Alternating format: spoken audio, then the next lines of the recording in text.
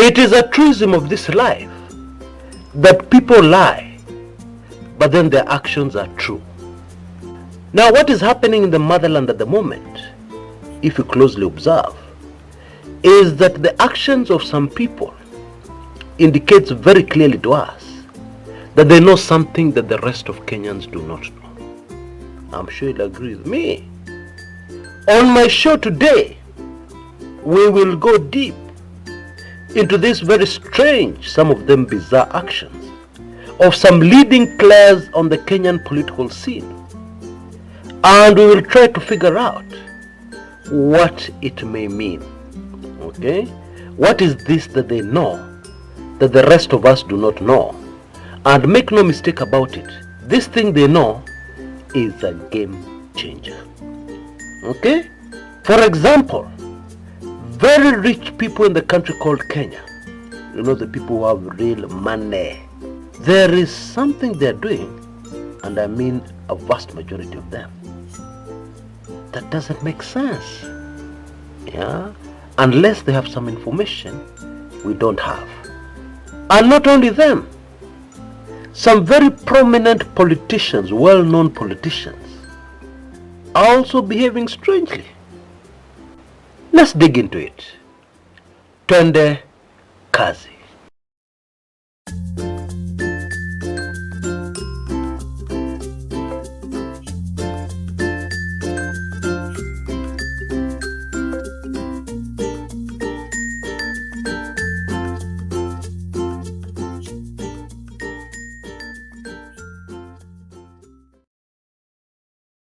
Let us start with the strange behavior of wakubwa. Now, everybody knows that a lot of people are selling property, and the property market, even upper middle income Kenyans and low income Kenyans, that property market is dead. It is very difficult to find a buyer. However, for the super rich, there seems to be a property boom. Oh yes, you heard me right. Where exactly? Well, top auctioneers, including Garam Investments, Kasian Auctioneers, Leakey's Auctioneers, Purple Royal Auctioneers, and others, are reporting massive increased demand for repossessed properties in high-end estates in Nairobi, in places such as Runda, Karen, Kitsuru, Nyari, and Muthaiga. Now, that is interesting. Let me make that picture a little clearer for you. Okay, somebody has a property worth 30, 40, 50 million. They're struggling to sell it. Property available on the market for 200, 300, 500 million, it is going like hotcakes. Hey! What do the filthy rich in Kenya know that the rest of us do not know? Now, I know what some of you are thinking. You are thinking that the people buying these properties are people associated with the government, corruption, people close to the powers that be. But actually, that is not true. This boom is too major and involves players outside politics. So, what have these people seen in the future? Because we know the country is in a mess. That is not a secret. We know that the future is very uncertain. And in this kind of environment, the last thing anybody would want to do is to go and drop 400, 300 million somewhere. It doesn't make sense. So what is happening here? Let us proceed. The Kiharu legislator, Ndindi Nyoro, I'm sure you have noticed, has recently repositioned himself into a very different person. We always knew Ndindi Nyoro as one of Ruto's choir boys, yeah, singing praises of this regime, singing praises of Ruto even when he was deputy president. But now all of a sudden, it is like he's not in the inner circle, and he has started to reinvent himself as a business guru, an advisor, advising Kenyans how to invest. I'm sure many of us have noticed that. Of course, he's still the legislator for Kiharu. But then, this new image, what is happening? What does Bwana Nyoro know that the rest of us do not know? Now, make no mistake about it. You may not like somebody. You may feel that you cannot stand somebody. But the truth is, wakubwa usually know what is coming long before the rest of us know. Yeah, because these people brush shoulders with the powers that be. These people up there, they come across information which will take a long time for the rest of us Kenyans to come across. Even investigative journalists. And so this is a mystery that we must solve, because I believe it is important to us. Okay? Raila Odinga handlers. Now, I know at the moment, there are people who do not even like that name mentioned. Kenyans are very angry towards Raila Odinga. That is true. And maybe if it is true what people are saying, that Raila is senile, he doesn't know what is happening. It is not the real Raila. He is not making the decisions he used to make. If that is true, then ask yourself a simple question. What about those very experienced politicians who surround him? Yeah? Those people who can even stand on their own politically. They are behaving the same as Raila. Why? What do they know that the rest of us Kenyans don't know? Okay? And then there's former President Uhuru Muigai Kenyatta.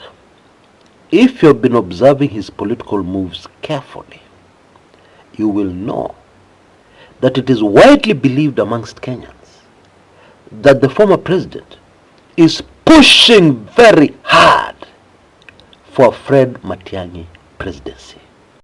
Okay? We also know that the Fred Matiang'i presidential campaign is very well financed. How do we know that? Because even online, with online bloggers, Matiang'i bloggers are in the vast majority. And they're aggressive. They're telling Kenyans, Matiang'i tosha. But to stay on point, why? What is it that the very wealthy Kenyatta family is seeing in the future that they need to push very hard for Matiang'i presidency? Of course, Uhuru Kenyatta handlers have denied this. They've denied that they're not financing Matiang'i. But the truth is, there are some things which are so obvious. Even if we put the financing aside, the massive support for Matiang'i presidency begs the 1 million Kenya shilling question. Why? Actually, I was digging around for some very different kind of information when I stumbled on this information that made me almost fall off my chair. Okay? And this information explains very neatly the very strange behavior of all these groups of people we have spoken about.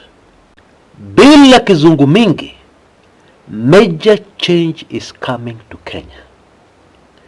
And those who have large investments, wakubwa, are ensuring that they are not caught unawares. They are preparing for what is coming for sure. Okay?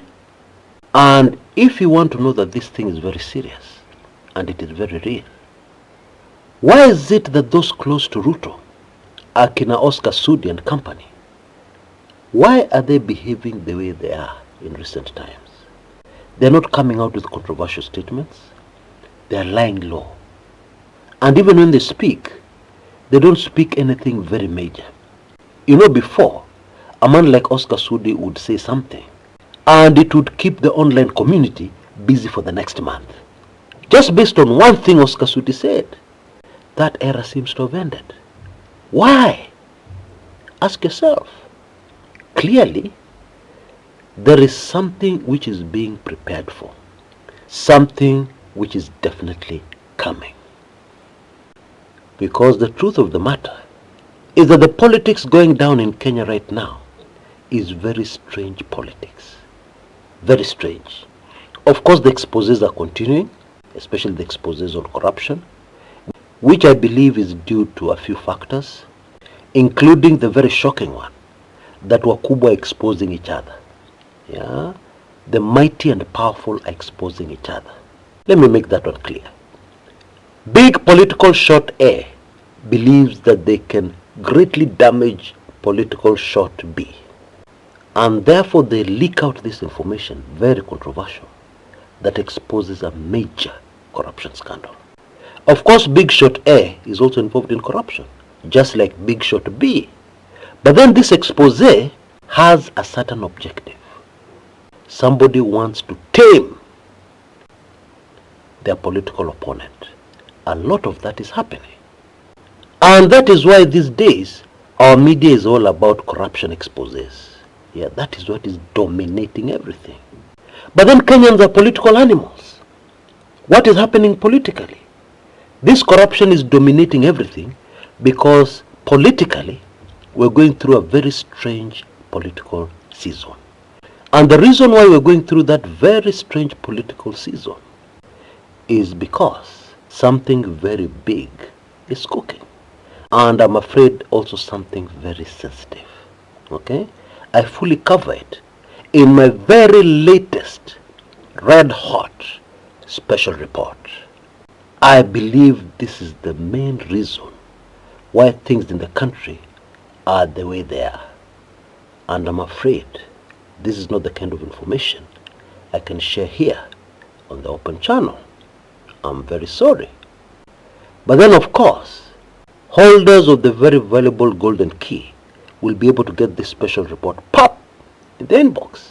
And I have decided to extend that offer. You can see details on your screens right now.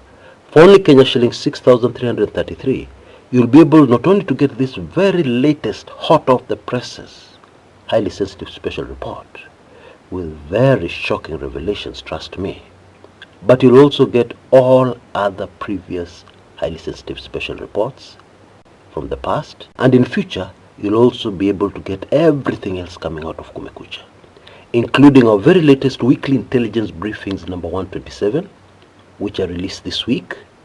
I'm sure most members of the WAB have already been able to take it in. As a holder of the golden key, which is permanent, it's not even annual, you'll be able to have all this information pop and not need to worry, never need to worry about paying for anything.